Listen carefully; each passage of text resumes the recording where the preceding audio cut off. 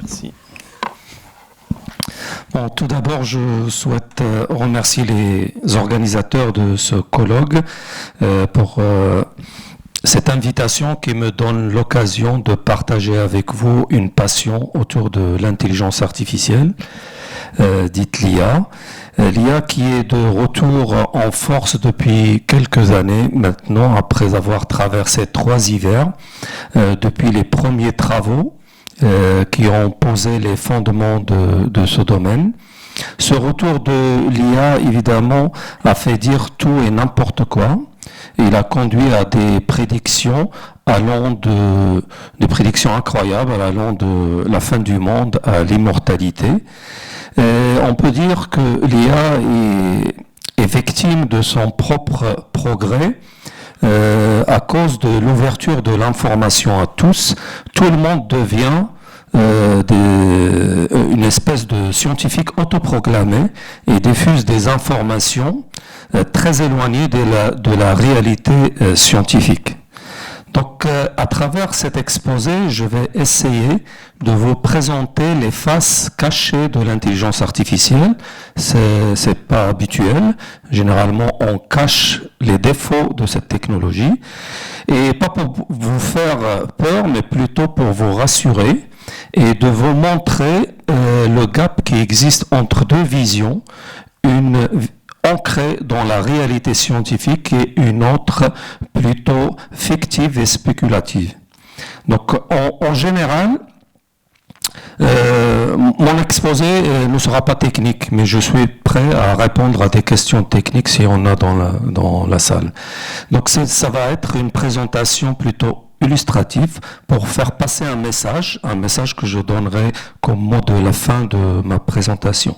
En général, quand on parle de l'intelligence artificielle, tout le monde pense automatiquement à ça, c'est-à-dire des robots dopés d'une intelligence qui dépasse notre intelligence, et des robots méchants et qui cherchent à nous éliminer et prendre notre place. Cela, heureusement, ne correspond pas à la réalité, mais c'est plutôt une vision hollywoodienne qui mélange la réalité avec la fiction pour donner plus de véracité au spectacle, tout simplement.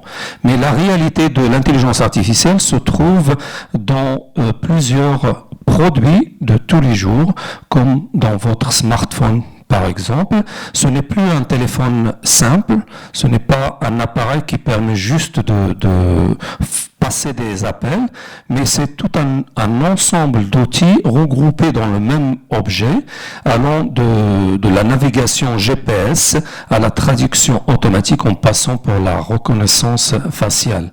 C'est devenu une partie de vous. Et une partie de vous, c'est votre mémoire, c'est votre communicateur, c'est votre assistant. Vous êtes déjà augmenté grâce à cet outil. Mais l'intelligence artificielle a affiché des résultats spectaculaires, notamment dans le domaine de la vision par ordinateur. Dans ce domaine-là, l'IA, par exemple, est capable d'isoler votre visage dans une foule et de vous identifier en temps réel.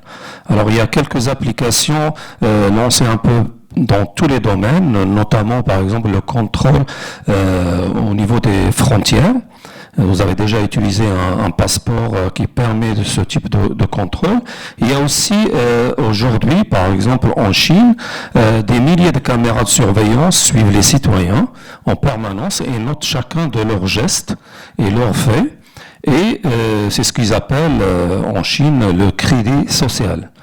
Donc ce n'est pas le cas en France, heureusement, mais il y a eu des tentatives qui étaient repoussées par des responsables. Bon, en France aussi, il existe ce type de crédit social, mais pas à partir de caméras pour le moment, mais il faut savoir que les assurances, les banques aussi ne notent chacun un crédit social caché quelque part. Toujours dans le domaine de la vision par ordinateur, l'IA permet de résoudre plusieurs types de problématiques dans ce domaine-là, notamment ce qu'on appelle la segmentation sémantique. qui consiste à regrouper les pixels de l'image en groupes homogènes pour permettre de dégager, segmenter l'image en un ensemble d'objets d'intérêt. Elle peut aussi permettre la localisation et l'identification d'un objet ou plusieurs objets en même temps, et ainsi de suite. Alors dans ce domaine-là, les résultats ils sont vraiment spectaculaires parce qu'il y a quelques années, on ne pensait pas avoir de tels systèmes capables de fonctionner en temps réel, et quel que soit l'environnement, comme vous pouvez le constater dans cette petite démonstration, l'environnement change et le système continue à détecter l'objet et l'identifier complètement en temps réel, même en accélérant la vidéo, le système suit cette accélération, et les systèmes classiques il y a quelques années, ils étaient incapables de faire d'aboutir à ce type de résultat avec de telles performances. Donc, comme vous pouvez le constater, même si on change l'environnement, le système continue à détecter l'objet et le reconnaître, alors qu'il n'a jamais vu ce type d'environnement. Par contre, il a vu l'objet quelque part. Donc, il est capable de reconnaître un chien, un chat, même s'il ne l'a jamais vu dans une station de ski. Par contre, il se trompe, donc il n'est pas parfait complètement, il se trompe quand il n'a pas assez vu dans la phase d'apprentissage des données. Comme là, il se trompe quand il voit le chameau, il n'a jamais vu de chameau, il le confond avec un cheval. Donc ce n'est pas parfait, mais il travaille juste à partir des données qu'on lui fournit. Alors cette segmentation sémantique, elle est très importante dans les projets de ce qu'on appelle la voiture autonome. Donc la voiture autonome qui est équipée de caméras, et pour retrouver et identifier sa route, et le système à base de réseaux de neurones profonds, donc ce qu'on appelle le deep learning, reçoit en entrée l'image réelle et la transforme en une image virtuelle ou artificielle qui montre uniquement le chemin à suivre pour la voiture. Alors ce type de voiture a été développé par MIT, qui contrôle non seulement la route, elle contrôle aussi le conducteur, elle surveille le conducteur, et à chaque fois qu'elle constate que le conducteur n'est pas bien concentré sur la conduite, il lui propose de reprendre le volant. Donc là, il y a le système. Test track. Donc il conduit, en même temps il passe un SMS. You appear distracted. Would you like me to take over? Yes, please. Great. I am taking control of steering and braking. Et donc là, c'est la voiture qui prend en charge la conduite. The car Le système en temps is now in control as the center stack display shows. Donc c'est assez spectaculaire, mais c'est une voiture semi-autonome, n'est pas autonome. Et même le mot autonomie, j'aime pas trop parce que ça veut dire autre chose, plutôt automatique ou semi-automatique. Et toujours dans le domaine de l'image, en imagerie médicale, les résultats sont aussi frappants. Récemment, une étude montre que un système à base d'intelligence artificielle pour la classification des cancers de la peau apporte des résultats au niveau d'un vrai expert du domaine, voire dépasser les performances d'un expert dans le cas de la détection du cancer du sein. Et comme on le voit sur ce graphique, on peut remarquer que le système à base d'IA dépasse les performances de l'expert du domaine, mais si l'expert utilise cette IA, en plus de son expertise, il baisse considérablement le taux d'erreur en diagnostic. Donc on peut voir ces systèmes de diagnostic comme des systèmes plutôt d'aide à la décision, au lieu de les voir comme des systèmes capables de remplacer complètement un médecin. L'IA aussi s'est invitée dans d'autres domaines, comme l'univers de l'art. Et vous avez ici à votre gauche le premier tableau généré par un système à base d'apprentissage profond. Donc j'ai bien dit générer et pas créer, parce que là on peut pas parler de création, il y a des calculs derrière, et on peut expliquer même comment on est arrivé à ce type de résultat. En quelque sorte, le réseau de neurones artificiels a regardé, a analysé plusieurs chefs-d'œuvre d'artistes, et à la fin de cette phase d'apprentissage, on lui a demandé de générer quelque chose qui ressemble à ce qu'il a déjà vu, et il a généré ce portrait qui était vendu à New York aux enchères à plus de 400 000 $. Alors là, on peut se poser la question de la propriété. Qui est propriétaire du tableau? Il n'y a plus de peintre. Est-ce que c'est le réseau de neurones? C'est l'ingénieur qui a programmé l'algorithme, ou c'est le concepteur de l'algorithme, ou tout simplement le fabricant de l'ordinateur sur lequel on a fait tourner cet algorithme? Donc il y a plusieurs questions qui restent ouvertes. Et une autre expérience très intéressante, vraiment impressionnante, a été proposée par la société Avia au Luxembourg, qui s'est spécialisée dans la composition de musique classique et symphonique. Elle est devenue le premier compositeur virtuel au monde qui est reconnu par la SACEM. Donc ça, c'est unique. Alors pour cette expérience, qu'est-ce qu'on a fait?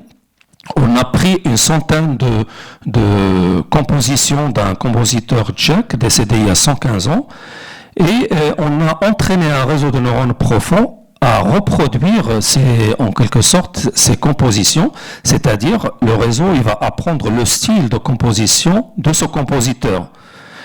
Et pour tester la capacité d'apprentissage de ce système-là, on a récupéré une composition incomplète du même compositeur, composée seulement de 2 pages, et on a demandé à ce réseau de neurones artificiels de compléter la composition incomplète.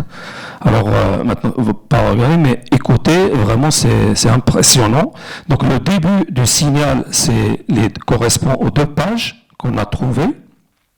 Et la suite, c'est la proposition du système à base d'intelligence artificielle. Donc ça, c'est les 2 pages qui se répètent.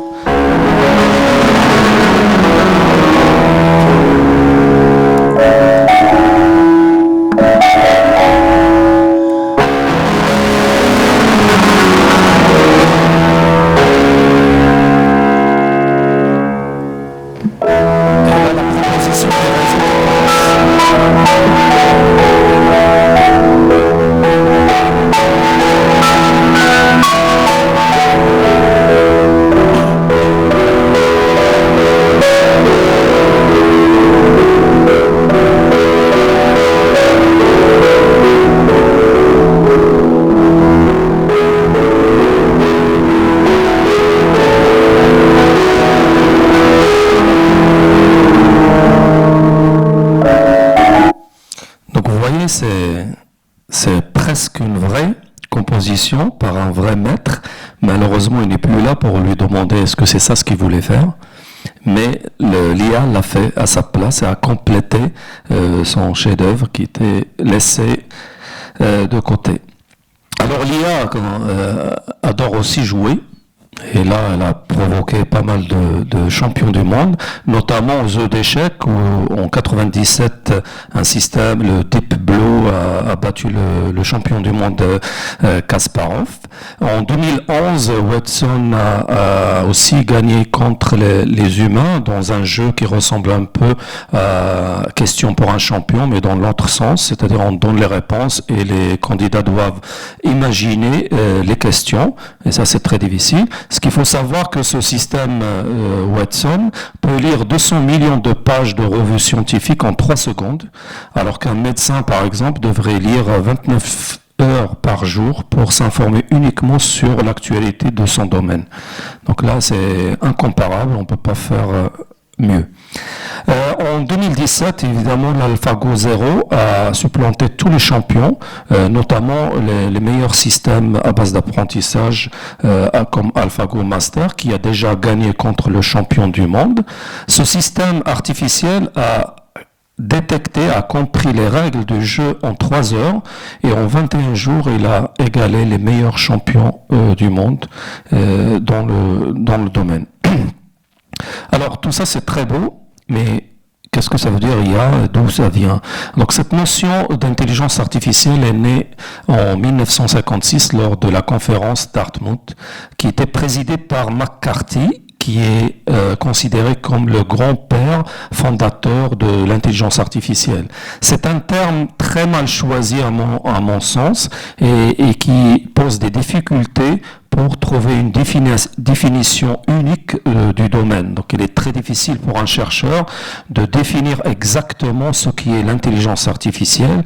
L'intelligence artificielle peut se présenter comme une science qui essaye de faire faire à des machines des choses que l'homme fait moyennant une certaine intelligence, mais ça c'est très vaste, ça reste très vaste, parce que le mot qui pose problème dans cette définition, c'est le mot intelligence, parce qu'on n'est déjà pas d'accord sur une seule définition du mot intelligence, tout simplement parce qu'on n'a pas encore compris qu'est-ce que ça veut dire l'intelligence. En général, on confond l'intelligence ou plutôt on réduit l'intelligence à une intelligence logico-mathématique, mais c'est pas ça l'intelligence. Il y a plusieurs types d'intelligence en plus. Et donc c'est ce mot-là qui pose problème, mais on peut définir simplement l'intelligence artificielle comme un ensemble de méthodes, d'algorithmes et d'idées qui permettent de développer des logiciels comme ceux que j'ai montrés et qui permettent d'imiter des résolutions de tâches généralement effectuées par les êtres humains. Donc, les êtres humains, par exemple, comme reconnaître un objet dans une image, traduire un texte, lire un texte, conduire une voiture et ainsi de suite. Alors, ça pose un problème de trouver une définition unique, tout simplement parce que c'est un domaine interdisciplinaire.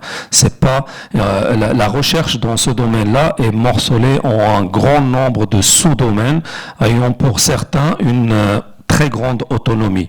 Donc, on trouve dans ce domaine de l'intelligence artificielle qui est véhiculé autour de 4 dimensions, apprendre, percevoir, raisonner, communiquer. On trouve des sous-domaines allant de systèmes multi-agents au traitement automatique des langues, en passant par la vision, la reconnaissance des formes et l'apprentissage artificiel. Malheureusement, à cause des résultats spectaculaires proposés par le deep learning, on a tendance à réduire l'intelligence artificielle au deep learning. Le deep learning, c'est tout simplement une façon d'apprendre ce qu'on appelle des représentations, qui est déjà un sous-axe du sous-domaine apprentissage artificiel. Donc le deep learning n'est donc qu'un des instruments de musique dans la symphonie de l'intelligence artificielle. C'est vraiment une petite activité dans ce vaste domaine qui est interdisciplinaire. En général, on distingue 2 grandes familles d'intelligence artificielle, l'intelligence artificielle dite restreinte ou faible et l'intelligence artificielle générale ou dite forte. Alors l'intelligence artificielle faible ou restreinte, c'est ce que vous avez vu, c'est ce que j'ai montré tout à l'heure, c'est-à-dire ce sont des systèmes opérationnels qui proposent une aide à la décision, capables de reconnaître des objets dans des images, capables de prédire des choses intéressantes, mais il reste efficace pour des problématiques bien cadrées et très pointu. Alors que l'intelligence artificielle générale, c'est une intelligence qui sera dotée de pouvoirs de raisonnement et qui aura pratiquement un sens commun. Donc ça, c'est le rêve d'un certain nombre de chercheurs. Donc ça, on l'a pas encore. Ce qu'on a jusqu'à aujourd'hui, c'est le premier type d'intelligence. Et les premiers travaux en intelligence artificielle, donc la jeunesse de l'intelligence artificielle, les systèmes ont été conçus pratiquement à la main. Ils étaient conçus sur la base de connaissances expertes formulées sous forme de règles. Donc l'expert traduit les connaissances sous forme de règles et on programme ces règles dans un ordinateur pour résoudre un problème bien ciblé. C'est ce qu'on appelait à l'époque les systèmes experts. Et on s'est rendu compte ensuite que toutes nos connaissances ne peuvent pas être décrites sous forme de règles. Reconnaître un objet dans une image est difficilement traduisible sous forme de règles. Je peux reconnaître un objet, mais je ne peux pas vous dire comment. On ne peut pas l'écrire sous forme d'une règle. Donc l'alternative, c'était d'avoir recours à des techniques dites d'apprentissage automatique, c'est-à-dire des techniques capables d'extraire ces règles qu'on n'a pas à partir d'observations. Donc on donne au système un ensemble d'observations et le système essaie de traduire ces observations sous forme de connaissances codées, sous forme de règles. Et donc, pour entraîner ces systèmes, on a besoin de beaucoup de données pour avoir une bonne représentativité du problème. Donc ces systèmes d'apprentissage automatique, ils sont utiles quand l'expertise humaine n'existe pas ou quand l'humain est incapable d'expliquer son expertise.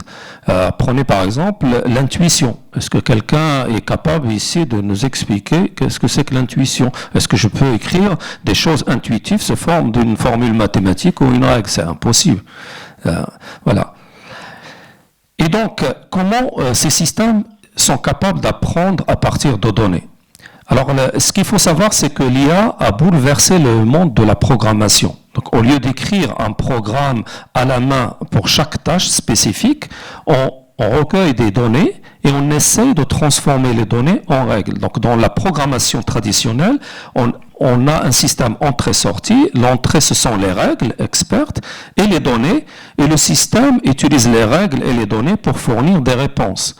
Dans le cas de l'intelligence artificielle, on a changé complètement de paradigme. Maintenant, on donne au système les réponses et les données et on demande au système de trouver les règles expertes.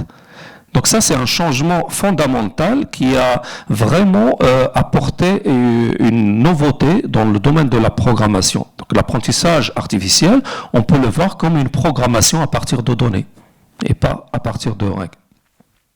Alors, ces systèmes entrée-sortie, si je prends le cas d'un réseau de neurones artificiels, il reçoit en entrée des données, symbolisées ici par X, et il applique sur ces données un ensemble de transformations géométriques simples pour essayer de retrouver les réponses associées aux données présentées à l'entrée. Donc, en quelque sorte, il essaye de simplifier l'entrée et passer d'un espace complexe à un espace plus simple interprété. Le premier espace, c'est l'espace d'observation, et le dernier espace à la sortie, c'est l'espace de décision. En général, on a les données décrites dans des espaces de haute dimension, très grande dimension, et ces transformations successives effectuées par ces systèmes d'apprentissage artificiel permettent de trouver le moyen de simplifier cette représentation en une autre représentation plus simplifiée et plus abstraite.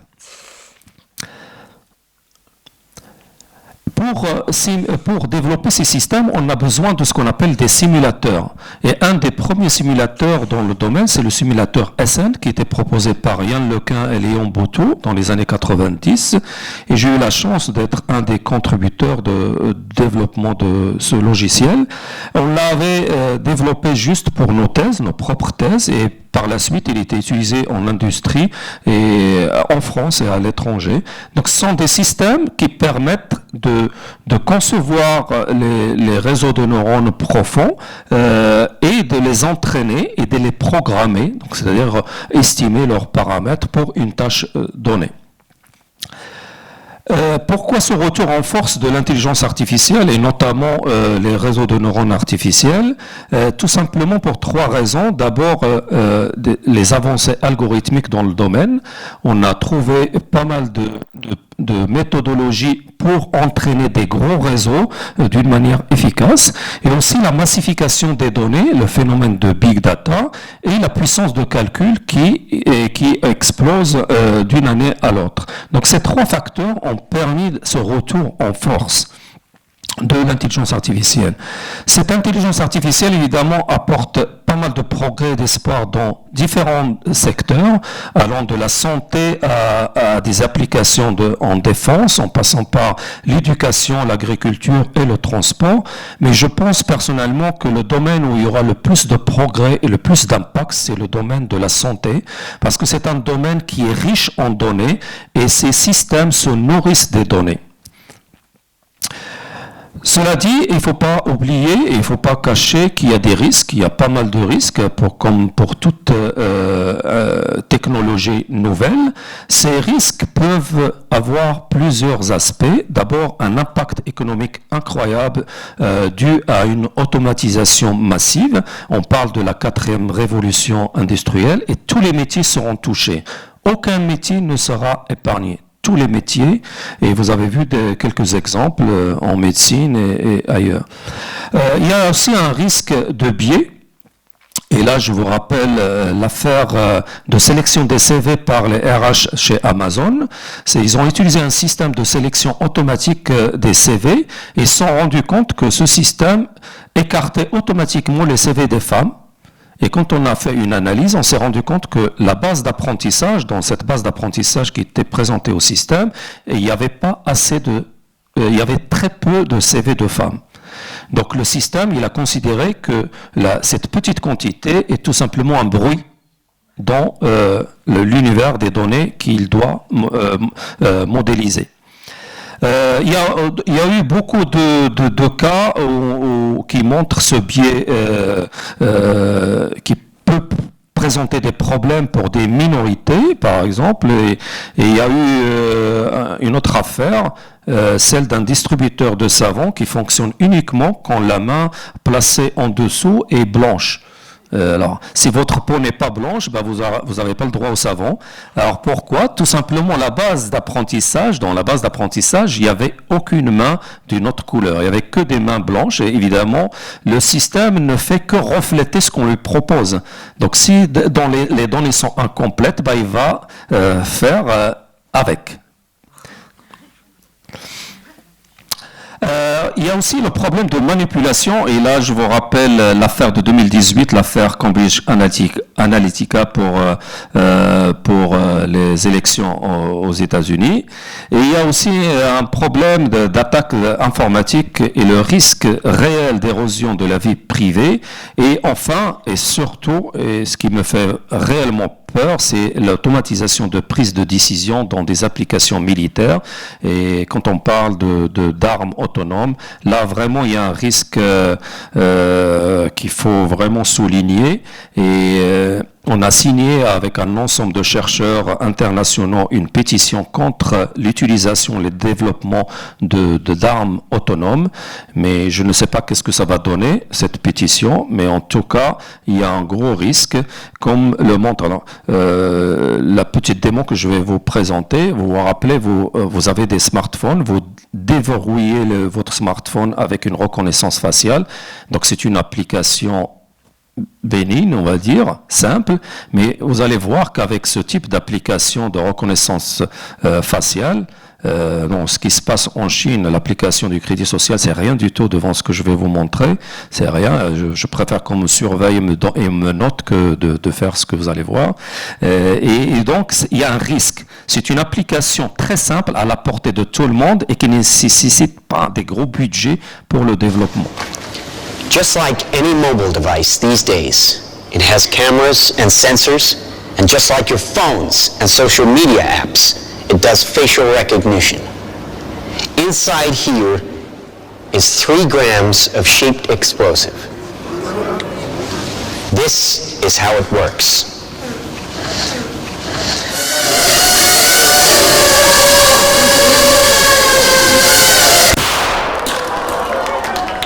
Did you see that?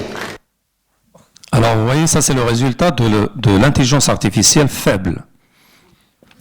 Alors, qu'est-ce qu'on peut dire de l'intelligence artificielle générale? Alors, j'ai pris un graphique qui me plaît beaucoup. Si je réduis la définition de l'intelligence à 2 facteurs, donc sachant que l'intelligence est multifactorielle, je prends seulement 2 facteurs, les performances et la généralité. Et je définis l'intelligence comme le produit de ces 2 facteurs. Sur ce graphique, je peux représenter tous les systèmes à base d'IA avec comme référence l'intelligence humaine. D'accord? Qu'est-ce qu'on peut remarquer sur ce schéma? Par exemple, si je prends le cas de Alpha 0, AlphaGo et AlphaZero, et le jeu d'échecs, on voit bien que, par exemple, pour le jeu d'échecs, le système à base d'intelligence artificielle est 4 fois plus performant que l'être humain. D'accord ? Si je prends, par exemple, la conduite autonome, la voiture autonome, on voit bien qu'elle est inférieure au niveau performance par rapport à ce que peut faire un être humain moyen. Donc, tout ce qui se trouve de ce côté-là, de ce carré, dépasse les performances humaines. Par contre, tout ce qui est de ce côté-là est inférieur aux performances humaines. Mais au niveau généralité, on remarque qu'il n'y a aucune application d'intelligence artificielle qui dépasse les performances humaines. Donc on a tendance à réduire les résultats affichés, les résultats spectaculaires, à un seul facteur, ce qui est les performances. On trouvera et on va développer encore plus de systèmes très performants, mais ils ne auront jamais une capacité de généralisation supérieure à celle de l'humain. Parce que l'humain utilise d'autres facteurs et d'autres informations pour traiter sa phase d'apprentissage. Donc, comme vous pouvez le constater, tout est là, et c'est très rare. Par exemple, entre la version AlphaGo et AlphaZero, il y a quand même un gain en performance et un gain en généralité, tout simplement parce que AlphaZero joue aussi aux échecs. Donc, il sait faire autre chose. Donc, j'ai oublié de définir la généralité, c'est tout simplement l'étendue des tâches que vous pouvez accomplir. D'accord ? Et les performances représentent la façon dont vous vous acquittez de chacune de ces tâches. D'accord ? Donc les systèmes à base d'intelligence artificielle sont des systèmes très performants, ils peuvent aller même plus loin, mais ils ne pourront jamais dépasser cette barre au niveau généralité. Tout simplement parce que l'intelligence artificielle est capable de faire beaucoup de calculs, elle est capable de stocker et récupérer des quantités massives de données. Cependant, elle est incapable de détecter le chat, par exemple, sur cette image à gauche. Impossible pour une machine à base d'apprentissage artificiel. Elle est incapable de différencier entre les deux photos, alors qu'un enfant est capable de voir la différence, mais la machine, non, impossible. Pourquoi ? Tout simplement parce que si je schématise, par exemple, les expériences et les données par des points, et je compare l'intelligence artificielle avec l'intelligence humaine, l'intelligence artificielle a une généralisation locale, d'accord, qui est basée sur des calculs et de la reconnaissance, alors que l'être humain a une généralisation extrême qui utilise le raisonnement et l'abstraction. Et ça, on ne peut pas le coder sous forme de règles ou sous forme de lignes de Python. Maintenant, les défauts et la face cachée de l'intelligence artificielle, je vais l'illustrer par quelques exemples. Si je prends une image ici et je rajoute un bruit bien sélectionné, j'obtiens cette image-là. Pour l'être humain, il n'y a aucune différence entre les deux images. L'être humain continue à reconnaître le canard. La machine se trompe complètement. Elle confond, après l'ajout de ce bruit-là, elle confond le canard à un cheval. Donc vous voyez qu'à l'œil nu, il n'y a aucune différence, mais le système se trompe complètement. La même chose dans le cas d'un bus scolaire, en rajoutant un bruit bien sélectionné, le système reconnaît l'image comme une autruche. Il n'y a rien à voir. Pire, je peux changer seulement un seul pixel de l'image pour faire tromper le système complètement. Un pixel pour un être humain, c'est rien. D'accord ? Vous allez me dire, ça peut arriver de perdre quelques pixels. Non, ce pixel-là, il est bien choisi. Et il est choisi en analysant le fonctionnement du système. Comme la même chose dans le cas du bruit. Ce bruit, c'est pas un bruit aléatoire. C'est un bruit que j'ai sélectionné en sachant comment fonctionne le système. Donc je connais ses défauts, ses points faibles. Donc je choisis un bruit pour le piéger. La même chose pour les signaux, pour la reconnaissance vocale. En rajoutant un bruit, on change complètement le message. Rien à voir. Ça, c'est une attaque dite interne. Mais on peut attaquer ces systèmes-là d'une manière très simple. Si vous n'avez pas accès, par exemple, aux paramètres du système et au fonctionnement du système, il suffit de rajouter sur l'image quelques autocollants. Donc ça, après une manif, par exemple, les panneaux sont chargés d'autocollants et le système se trompe et confond un panneau de signalisation stop en un panneau de limitation de vitesse. Alors je vous laisse deviner les conséquences pour une voiture autonome. La même chose pour la reconnaissance faciale, je rajoute à une image des lunettes, une paire de lunettes avec des couleurs bien sélectionnées, et là le système confond complètement les deux personnes. Rien à voir, pour un être humain ne fera jamais cette confusion. Lunettes ou sans lunettes, c'est impossible. On peut même devenir invisible au système. On peut devenir invisible au système, comme ils vont le montrer ces deux chercheurs, tout simplement en portant une image avec des couleurs bien choisies.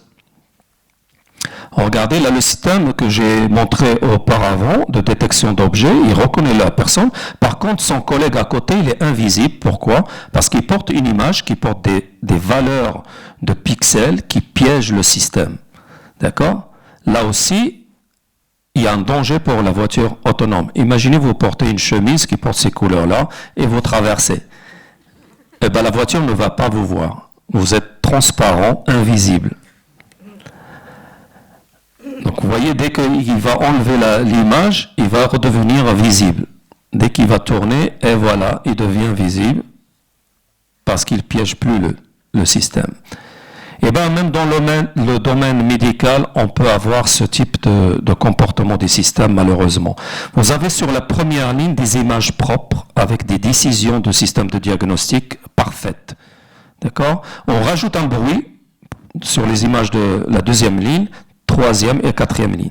Qu'est-ce qu'on remarque? En rajoutant un bruit, le système se trompe complètement en diagnostic. D'accord? Et là, il est vraiment à côté de la plaque, malgré le rapprochement des deux images. Moi, je défie n'importe quel radiologue de me dire s'il y a une différence entre les deux images. Il n'y a aucune différence visible à l'œil nu. Par contre, le système, il voit une différence parce que j'ai rajouté un bruit pour le piéger, pour perturber son fonctionnement. Et donc, vous voyez la différence quand je rajoute un bruit bien sélectionné ou je rajoute un bruit issu de l'image. Donc, c'est pas la même chose. Donc, vous voyez, il y a pas mal de défauts, il y a pas mal de risques dans cette technologie. Et je pense qu'on n'aura pas l'intelligence artificielle générale demain, ni après-demain. Tout simplement, parce qu'il y a, là vous avez une simulation, une visualisation de seulement 3%, donc vous voyez ce qui est visualisé, c'est seulement 3% des 100 milliards de neurones qu'on a dans notre cerveau et 0,001 des 100 000 milliards de synapses. Donc c'est rien du tout. Le plus grand réseau de neurones artificiels qui existe actuellement, il n'a que 800 millions de connexions. Donc on est très très loin. Il y a des différences clés entre le cerveau humain et les systèmes à base d'intelligence artificielle. Par exemple, au niveau paramètres, le cerveau humain a 10 puissance 7 plus de synapses qu'un réseau de neurones. Au niveau topologique aussi, la structure du cerveau humain est très différente. Il n'utilise pas des filtres de convolution comme dans le cas des réseaux de neurones. Et il fonctionne d'une manière asynchrone. Notre cerveau fonctionne d'une manière asynchrone, contrairement au système à base de réseaux de neurones artificiels. Le cerveau humain ne stocke pas l'information en binaire. Elle la stocke en analogie, donc plus riche. Ça, c'est une différence fondamentale. Et l'algorithme d'apprentissage qu'on utilise dans ces systèmes artificiels, qui est généralement une descente de gradient stochastique, personne ne peut prouver aujourd'hui que notre cerveau calcule des dérivés partiels pour apprendre. Ça m'étonnerait. Et donc la consommation aussi énergétique, elle est importante. Le cerveau humain consomme environ 20 watts par heure, contrairement au réseau de neurones qui consomme 400 kilowatts par heure. C'est-à-dire 20 000 fois plus qu'un cerveau humain. Et le cerveau humain a une capacité, comme je l'ai dit, de généralisation globale, alors que les systèmes artificiels, c'est plutôt local. Et le cerveau n'arrête jamais d'apprendre. Contrairement aux systèmes artificiels, ils ont une phase de conception où ils apprennent et une phase d'utilisation où ils sont testés et utilisés. Donc l'IA générale est très très loin. On a encore beaucoup de choses à faire avant d'aboutir à ce type d'IA qui fait très très peur. Alors pour conclure, je dirais que l'IA aujourd'hui manque de sens commun. Donc sans l'émotion, l'imagination, la création, l'intuition, l'improvisation, l'IA faible ne donnera jamais naissance à l'IA forte. L'IA faible, c'est une réalité scientifique, comme je l'ai montré à travers ces illustrations, et l'IA forte, c'est tout simplement une fiction et un fantasme des futuristes. Et à mon avis, il n'y a aucun moyen pour construire quelque chose quand on ne sait pas vraiment ce que c'est. On ne sait pas ce que c'est que l'intelligence, et on veut fabriquer une intelligence qui dépasse la nôtre. Ça, j'arrive pas à comprendre. Donc enfin, quand on parle d'IA, personnellement, je préfère faire référence plutôt à l'informatique avancée pour rester réaliste. Voilà, merci beaucoup.